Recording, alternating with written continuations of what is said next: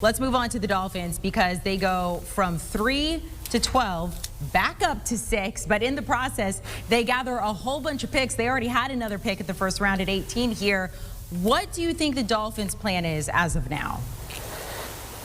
Imagine being a Dolphins fan going on that 15-minute roller coaster. That was a wild ride, man. So they trade down to 12. Like, oh, okay, they're fine there. They're not going to take a quarterback at 12. There won't be one there probably. Oh, they're going back up to 6. What does this mean? I think what it means is it was an opportunity for Chris Greer, the GM, and Brian Flores, the head coach, to stockpile a ton of picks. You can see them here, and in the process, they'll only move down 3 spots, and they can still get their guy. Whether their guy is going to be Jamar Chase, whether their guy is going to be Kyle Pitts. I suppose they could address the offensive line there if they wanted to. They do have 2 offensive linemen they drafted last year who played a lot. So there are any number of directions they could go, probably most likely on offense. But I think if the plan is to stick with Tua Tagovailoa, and that's what we've heard GM Chris Greer say, get them some playmakers. They have Preston Williams. They have Devontae Parker. They signed some guys in free agency. But if you can get a Jamar Chase or a Kyle Pitts or a Jalen Waddle, you go out and do that. Give Tua a chance to be even more dynamic with his playmakers. And in the process, get all these draft picks to continue to build a team that is going to be a legit threat in the AFC East, not just for this year,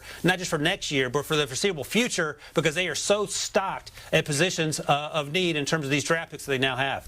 Ryan, I want to talk about the Eagles, and I don't know if you can make sense of it because they were going to have 9. Then we saw what happened in Week 17. They were picking 6 overall. Now they're going to 12.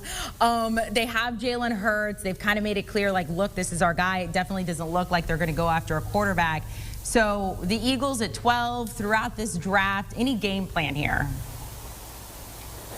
Well, here's the thing. As Pick 6 podcast producer Eric DeBerdinas tweeted out, maybe this was a grand plan by Doug Peterson and Nate Sudfeld to lose that game, and you get a first-round pick out of it as an Eagles fan. So maybe that was the plan. That's the long con, if that's what it was.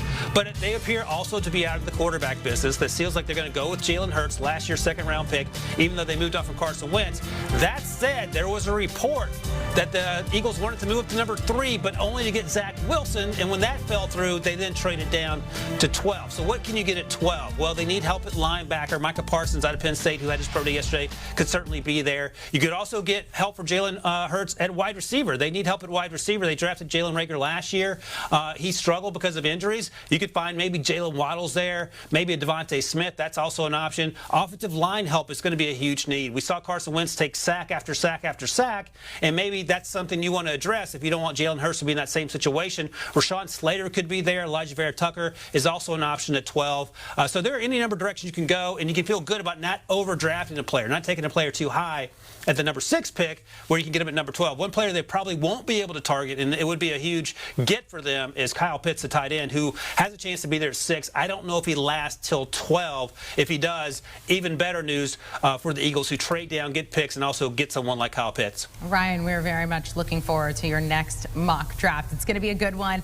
We're going to give you over the weekend to try to make sense of all of this, see what we could see happen there in the draft. Thanks so much for hopping on with us here. I know you're probably about to hop on the Pick 6 podcast. Watch out for an emergency pod on all of this news surrounding the first round of the NFL draft. Now, just about 33 days away. Make sure to download and subscribe.